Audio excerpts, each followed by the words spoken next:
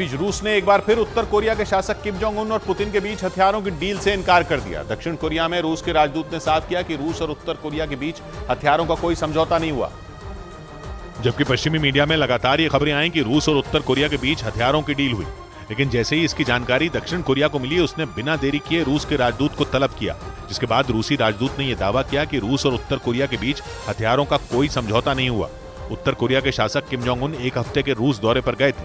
उन्होंने वहां सुखोई लड़ाकू विमानों को बनाने वाली एक फैक्ट्री का दौरा किया। इतना ही नहीं, उन्होंने हाइपरसोनिक मिसाइलें भी देखी, जिसके बाद ये कयास लगाए गए कि रूस और उत्तर कोरिया के बीच हथियारों की डील हुई। इधर एनआईए ने देश के 43 गैंगस्टरों की फोटो जारी कर उन्हें पकड़ने में आम लोगों से सहयोग मांगा। लोगों से अपील की गई कि इनकी लोकेशन, इनकी प्रॉपर्टी या इनसे जुड़ी कोई भी जानकारी अगर किसी के पास हो तो वो एनआईए को दी जाए। और इन 43 अपराधियों में देश में सक्रिय आतंकियों के अलावा विदेश में बैठे कई गैंगस्टरों का भी नाम है।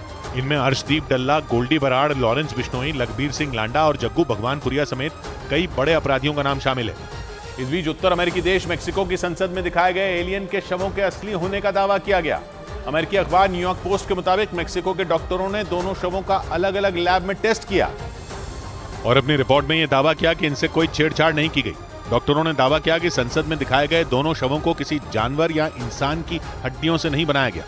इससे पहले इन शवों को अलग अलग हड्डियों को जोड़कर बनाने का दावा किया जा रहा था। हालांकि जांच करने वाले डॉक्टरों ने भी ये दावा नहीं किया कि ये दोनों शव एलियंस के ही हैं। पिछले हफ्ते मेक्सिको की संसद में इन दोनों शवों को रखा गया था तो पूरी दुनिया चौंक गई थी। इन शवों को मेक्सिको की संसद में पेश करने वाले मेक्सिको के एक पत्रकार ने दावा किया था कि ये शव करीब 1000 साल पुराने हैं और दक्षिण अमेरिकी देश पेरू की एक खदान से मिले थे। उन्होंने इन शवों के हाथों में 3 उंगलियां और सामान्य से बड़ा सिर होने का भी दावा किया था। हालांकि दुनिया भर के कई वैज्ञानिकों और पुरातत्वविदों ने इन्हें एलियन मानने से इनकार कर दिया था और मेक्सिको के पत्रकार पर दुनिया को धोखा देने का आरोप लगा दिया था। उधर ब्रिटेन में कुत्तों से इंसानों में फैल रही बीमारी पर अलर्ट जारी कर दिया गया, क्योंकि ब्रुसेला कैनिस नाम की इस रहस्यमयी बीमारी के अब तक वहां 3 मामले सामने आ चुके हैं, जिस पर वहां के स्वास्थ्य विभाग ने चिंता जताई। ब्रिटेन के अखबार द इंडिपेंडेंट की रिपोर्ट के मुताबिक आमतौर पर कुत्तों को होने वाली ब्रुसेला कैनिस बीमारी लाइलाज होती है और इसकी वजह से उनकी जान जाने का भी खतरा होता है। ब्रुसेला कैनिस से ग्रसित कुत्तों को दर्द और लंगड़ापन आने जैसी समस्याएं होती हैं। खतरनाक बात यह कि वहां इंसानों में इस बीमारी के 3 मामले सामने आए, लेकिन उनमें किसी भी मरीज में किसी तरह के लक्षण नहीं दिखे। ब्रिटेन के मीडिया के मुताबिक 2020 में ही कुत्तों में इस बीमारी का पता चला था, लेकिन बीते 3 साल में वहां कई कुत्तों में ये बीमारी फैल गई और अब 3 इंसानों में भी पहुंच चुकी है। ब्रिटेन के स्वास्थ्य विभाग ने इस बीमारी से ग्रसित कुत्तों से दूर रहने की सलाह दी।